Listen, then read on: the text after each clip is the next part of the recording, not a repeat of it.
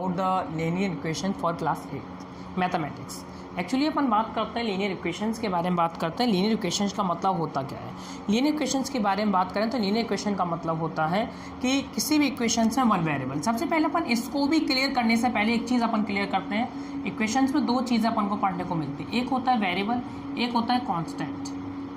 Variable का मतलब क्या होता है? जिसकी वैल्यू अपन को नहीं पता है ना, फाइंड करनी होती है। Alphabetical x y z a b c, alphabetical में कुछ भी हो सकता है। कांस्टेंट का मतलब होता है न्यूमेरिकल वैल्यू, है ना, जिसकी वैल्यू हमें डेफिनेट पता होता है तो उसे कहते हैं कांस्टेंट। जिसकी वैल्यू अपन को डेफिनेटली नहीं पता होता, एक्स वाई जेड वेरिएबल होते हैं जिसकी वैल्यू फाइंड करनी होती है, that is called the variable. लेकिन अपन बात करते हैं लीनियर इक्वेशन। लीनियर इक्वेशंस का मतलब होता है जिसमें आपको ओनली वन वेरिएबल, जिसमें आपको वेरिएबल भी आपको वन देखने को मिले, और दूसरी बात कि जिसमें आपको पावर आई मीन डिग्री आपको कितनी देखने को मिले, 1 डिग्री देखने को मिले, तो उसे कहा जाता है लीनियर इक्वेशंस।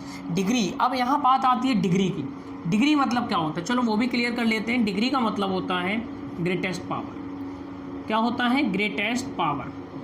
ग्रेटेस्ट पावर, किसी भी इक्वेशन पे उसकी पावर को देखा जाता है, उसकी पावर है कितनी। जैसे कि हमने आपसे बात की, सबसे पहले अपन क्या करते हैं, x + 3 = 0।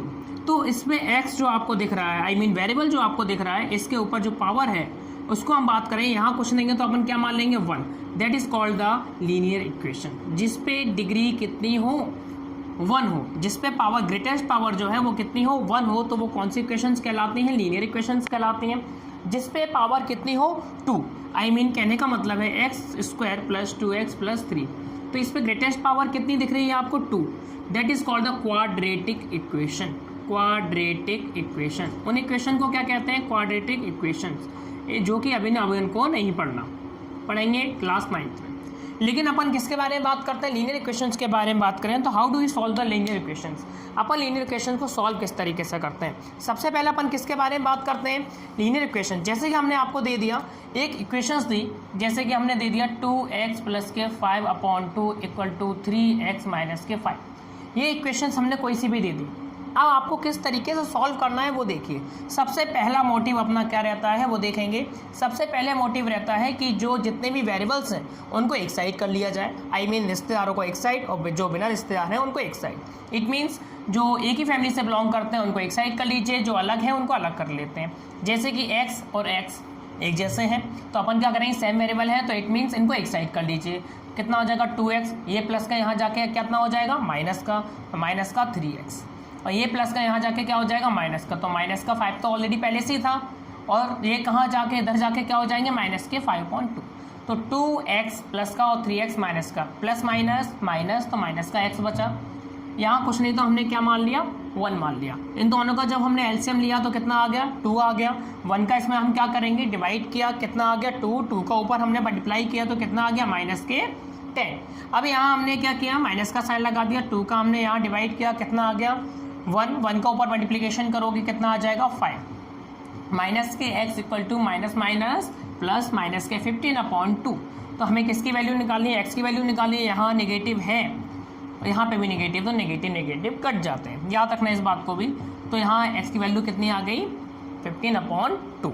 इसी तरीके से किसी भी लीनियर इक्वेशन को हमें सॉल्व करना हो तो सबसे पहले अपन क्या करते हैं कि जो वेरिएबल्स हैं उनको एक साइड कर लेते हैं, और जो बिना वेरिएबल हैं उन्हें एक साइड कर लेते हैं। जैसे कि हम एक और एग्जांपल लेके चल देते हैं, जैसे कि 3y + 39 = 9y + 5/2, है ना। इस इक्वेशंस को लेके चलते हैं, तो इस इक्वेशन को भी इसी तरह के सॉल्व करेंगे। सबसे पहले हम क्या करते हैं, जो वेरिएबल हैं, सेम वेरिएबल है, उनको एक साइड कर लीजिए, और जो विदाउट वेरिएबल है उनको एक साइड कर लेते हैं। आई मीन कांस्टेंट जो है उनको एक साइड कर लेंगे, और जो सेम वेरिएबल वाले हैं उनको एक साइड कर लेंगे। तो हमने क्या लिखा, 39, ये प्लस का यहाँ जाके क्या हो जाएगा, माइनस के 5.2, और ये 9y तो यहाँ था ही, और ये प्लस का यहाँ जाके माइनस का, तो माइनस का 3y। यहाँ 9 में से 3y गई तो कितना बचा, 6y बचा। यहाँ कुछ नहीं तो हमने क्या मान लिया, 1 मान लिया। इन दोनों का एलसीएम लेंगे तो कितना आएगा, 2 आएगा। 1 का 2 में डिवाइड करोगे तो कितना आएगा, 2 आ गया। 2 का हम ऊपर क्या कर देंगे, मल्टीप्लाई। तो 2 9 जा 18, 1 कैरी, 2 3 जा 6 और 1 7। -2 का 2 में डिवाइड करोगे तो कितना आ जाएगा, 1 आ गया। 1 का हम ऊपर क्या कर दें, मल्टीप्लाई। तो कितना आ जाएगा, 1 का जब हम ऊपर मल्टीप्लाई करेंगे तो कितना आ जाएगा, 5। तो 78 में से 5 को माइनस करोगे तो कितना आ गया आपका, 78 में से 5 को अगर माइनस करोगे तो आपका आ गया 73। है ना। नीचे अगर देखा जाए तो 2, यहाँ कितना है 6y। हमें वैल्यू निकालनी है y की, तो ये किसमें है मल्टीप्लिकेशन में, यहाँ जाके क्या हो जाएगा डिवाइड में। कितना आ गया 73/2 इंटू 6 इक्वल टू y। तो यहाँ कितना आ गया 73/6 टू द 12 और y। इस तरीके से अपन क्या निकाल सकते हैं, इनकी वैल्यू फाइंड कर सकते हैं। एक और अपन बात करें, अगर एक और एग्जाम्पल लेके चलते हैं, सबसे अच्छा एग्जाम्पल जो कि कंफ्यूज ज़्यादा हो जाते हैं उसमें, तो देखिए सबसे दूसरा एक एग्जाम्पल अगर देखा जाए 3x 4 - 9 equal to 3 multiply x plus 9।